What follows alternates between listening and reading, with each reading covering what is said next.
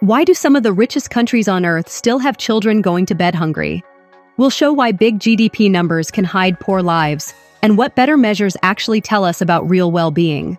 Today, we're breaking down how GDP, the world's most celebrated economic measure, may not be telling the full story of prosperity. Those trillion-dollar economies might look impressive on paper, but the reality experienced by ordinary people can be very different.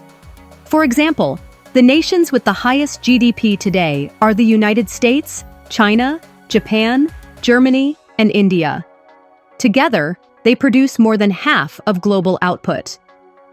Yet inside these countries, millions still struggle with inequality, poor access to services, or even food insecurity. This contrast shows exactly why GDP alone doesn't capture the lived reality. Before we start, comment one country that surprised you. So how is GDP actually measured, and why does it leave out so much that matters? Why GDP is misleading? The challenge is that this famous number often misleads us about what life in a country is actually like. GDP, or gross domestic product, represents the total market value of all final goods and services produced within a nation during a given time period. A common way economists describe it is through the expenditure formula. GDP equals consumption, plus investment, plus government spending, plus exports, minus imports. It's a useful snapshot of economic activity, which is why leaders, businesses, and headlines tend to treat it as the ultimate scoreboard. But it's important to remember, GDP measures the size of an economy, not who benefits from it or whether its growth improves people's lives. This limitation has been there from the beginning. GDP was originally designed in the early industrial era to capture total output: factories producing cars, mills processing steel, farms selling grain. At that time, summarizing production into one number seemed straightforward and practical. Yet it was never intended to serve as a measure of living standards, happiness, or fairness within society. That confusion is where the problems begin. Think about what the calculation leaves out. GDP has no line item for income inequality, social well-being, or health outcomes. The statistic doesn't distinguish between growth that makes most citizens better off and growth that only benefits a small elite. It completely excludes the unpaid work that sustains families and communities: caregiving, household labor, volunteering, even though studies show those contributions can equal half a country's recorded GDP if measured in economic terms. And it ignores whether the activity fueling growth comes at the cost of the environment, communities, or personal quality of life. In short, it's a measure of size, not quality. Resource-rich nations often highlight this distortion. Some countries post enormous GDP totals thanks to oil, gas, or minerals, yet large portions of their populations continue to face hardship. The revenue from natural resources inflates national output without guaranteeing shared prosperity. It's not unusual for public services to remain underfunded or for poverty to persist in the shadow of impressive GDP figures. In these cases, the headline portrayal of economic strength hides the uneven reality of daily life. The same story can be seen in wealthy, diversified economies. The United States has one of the largest GDPs in the world, yet it also ranks high among advanced economies for income inequality. What that means is that national growth often concentrates among higher-income households, while leaving many families squeezed by rising costs and stagnant wages. The GDP keeps expanding, but for much of the population, the lived experience feels very different. Another problem is that GDP growth can come from situations that harm well-being. If a natural disaster strikes and billions are spent on rebuilding, all that money counts as positive economic activity, boosting GDP. Yet what it reflects is recovery from destruction, not genuine progress. The same is true when environmental cleanup or defensive spending against pollution drives economic transactions. In the accounting system of GDP, damage and its repair both look like success. Taken together, these shortcomings explain why GDP figures so often fail to align with broader measures of human progress. It can tell us how fast an economy is moving, but not whether it is moving in a good direction.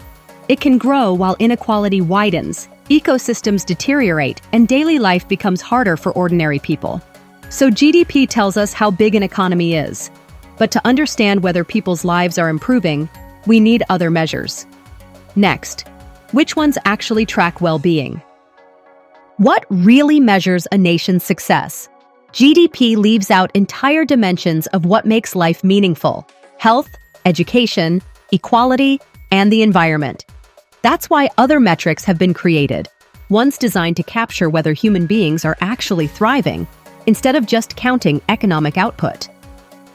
The Human Development Index, or HDI, is one of the most widely recognized alternatives.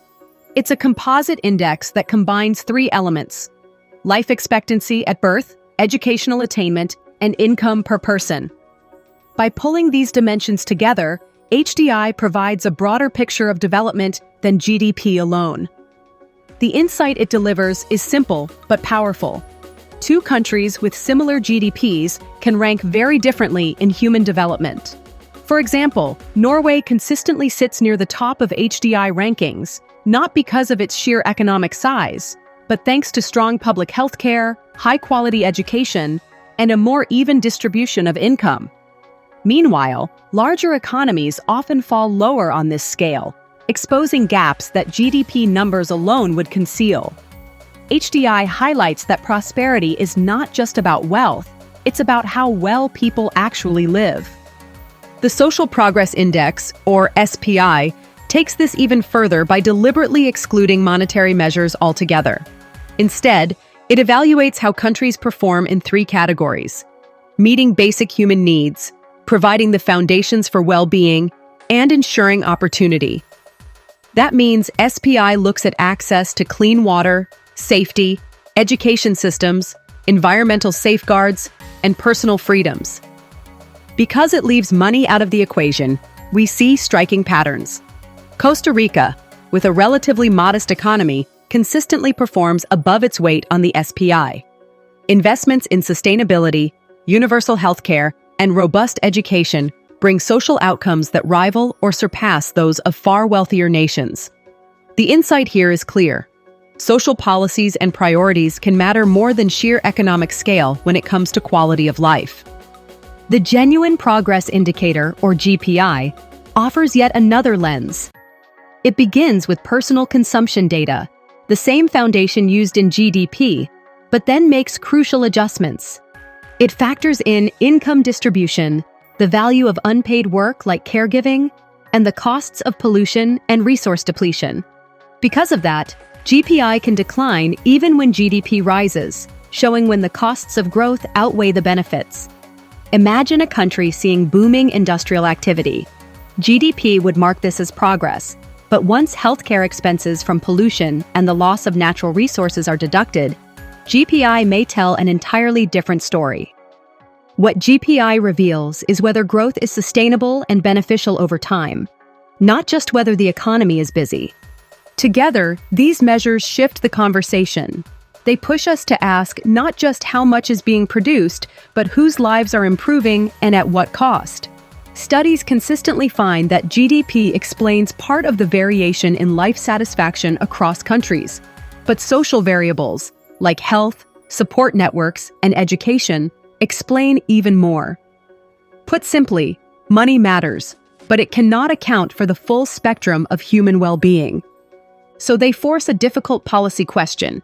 Do we keep chasing GDP for the sake of appearances, or do we design growth that genuinely enhances well-being? How we answer that question determines the kind of progress societies build for the future. The way we measure progress shapes the policies we choose to pursue. GDP has dominated for decades, but its blind spots leave too much out. Here are 3 takeaways to remember.